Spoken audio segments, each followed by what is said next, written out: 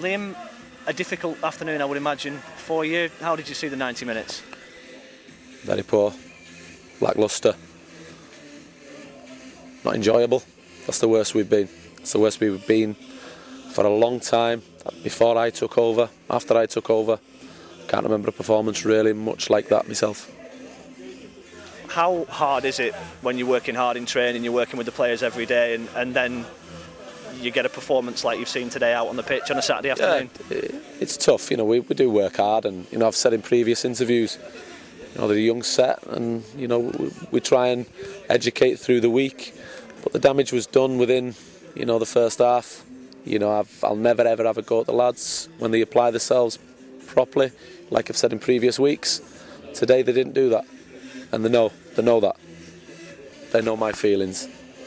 And clearly they don't do it on purpose, but when it keeps happening, is that what makes it feel like this?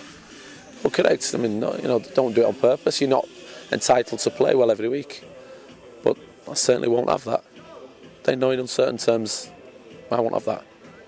Have you spoken to them in the dressing room after the game? I know you don't like to speak at length after matches. I've said a couple of things. A couple of people know the standing, in a sense. And again, we'll assess it. But again, they've heard a few things that they may not like, but they'll move forward with it. You went behind early on in the game, having made a reasonably bright start. Is it the case once again of every time you make a mistake or you give a chance away, you seem to concede? Yes. We wanted a positive start. We really fancied to win the game today. Wycombe have come and done a job. Everything they did were geared towards win, especially when they went in front. They had a few bits and bobs, a bit niggles and a lot of time wasting, but they come and do a job. They've come from down south up here to win a game of football, and they've done that. So fair credit, fair play to them. We didn't really stand up and be counted at all. There were only maybe it's Romy Bocco who can come out with a bit of credit. Apart from that, I think a few people need to ask themselves some questions. Was the second goal the one that made the real difference because you'd had a decent spell and then conceded? No, both the goals, the first half. The 90 minutes, the decisions weren't good. Wycombe ended up with 10 men in the game.